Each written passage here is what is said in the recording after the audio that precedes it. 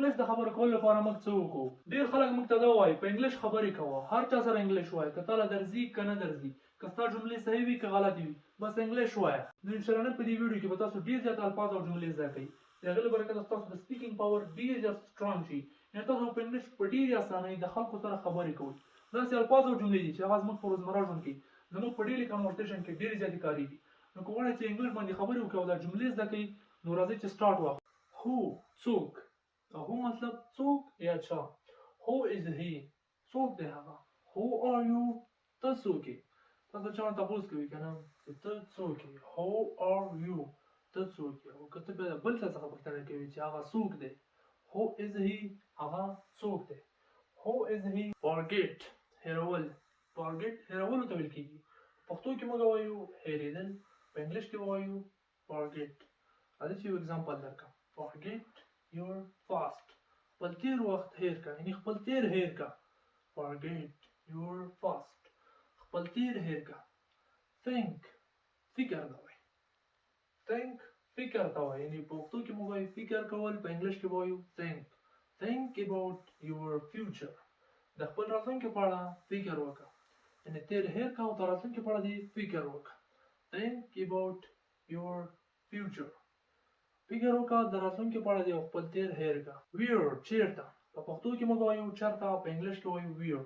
که موږ له چا څخه تپوس کوو چې تاسو چېرته یې، where are you، where are you، تاسو چېرته یې، یعنې تاسو چېرته اوسئ، یعنې تاسو اوس چېرته یې. که موږ ورته وایو چې اوس چېرته یې، سوري، بیا په انګلیش کې څنګه وایي، where are you now، ته اوس چېرته یې. now اوس ته وایي. now مطلب اوس، اوس چې څه جاري وي یا څه کېږي ته وایي now، یعنې اوس وخت. where are you now، ته اوس چېرته یې. go، تلل، د دې go مطلب تلل. که تاسو وایئ چې مه ځه، don't go، don't go مه ځه. eat مطلب خوړل. don't eat، مه خوره. don't eat، مه خوره. don't eat، مه خوره. که تاسو وایئ چې ما روټۍ خوړلې ده، دا جادویي جمله ده، ډېره زیاته په کار کېږي. تاسو څخه هر څوک تپوس کوي چې تا روټۍ خوړلې ده، او تا ته روټۍ راوړم یا بل څه، ته ورته وایې چې یاره ما روټۍ خوړلې ده. I have eaten the meal، ما روټۍ خوړلې ده. I have eaten the meal، ما روټۍ خوړلې ده. eaten is the third form of eat. this mean خوړل، یعنې ما روټۍ خوړلې ده. که ته وایې چې ما چای څښلی ده، I have took tea، I have took tea، ما چای څښلی ده. که ته وایې چې ما چای وڅښو، یعنې زه چې راتلم که نه ما چای وڅښو. تاسو به څنګه وایئ، داسې به څنګه وایئ. I took tea، ما چای څښلی دی، زه چې راتلم ما چای وڅښو. سوري، ډېر زیات معذرت. I took tea، ما چای وڅښو. تاسو څوک پوښتنه کوي چې چای دې څښلی ده، ته به ورته وایئ چې زه چې راتلم ما چای وڅښو، یعنې ما اوس چای وڅښو. I took tea، ما چای وڅښو، یعنې زما ډېر وخت نه دی شوی چې ما چای وڅښو. sad، خفه. sad خفه ته وایي، غمجن ته وایي. که تاسو چا څخه تپوس کوئ چې ته ولې دومره خفه ښکارې، why do you look so sad، ته ولې دومره خفه ښکارې، یعنې د یو چا څېره وي که نه مړاوې غوندې وي او تاسو بیا ته تپوس کوئ چې ته ولې دومره خفه ښکارې، why do you look so sad، ته ولې دومره خفه ښکارې. او که ته چاته ووایې چې ته ولې دومره خفه یې، یعنې ولې دومره خفه یې، ولې دومره خفه ښکارې، ولې دومره خفه یې. why are you look so sad، sorry، why are you so sad، ولې دومره خفه یې، یعنې ولې ته خفه یې. trip، سفر ته وایي. په پښتو کې موږ وایو سفر، په انګلیش کې وایو trip.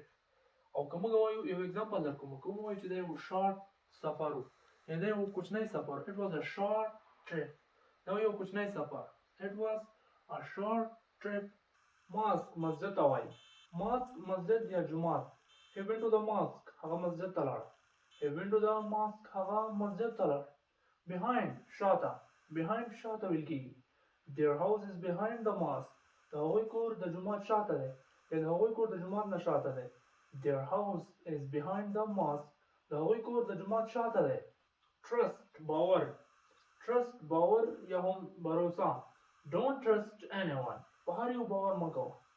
don't trust anyone، په هر یو باور مه کوه. که تاسو غواړئ چې انګلیش زده کړئ او په انګلیش باندې خبرې وکړئ، بالکل پلون انګلیش ووایئ خلکو سره، لکه د نیټیو سپیکرانو په شان، نو زموږ د فیسبوک پیج او یوټیوب چینل سره همدا اوس یوځای شئ او خپل انګلیش نیکسټ لیول ته بوځئ.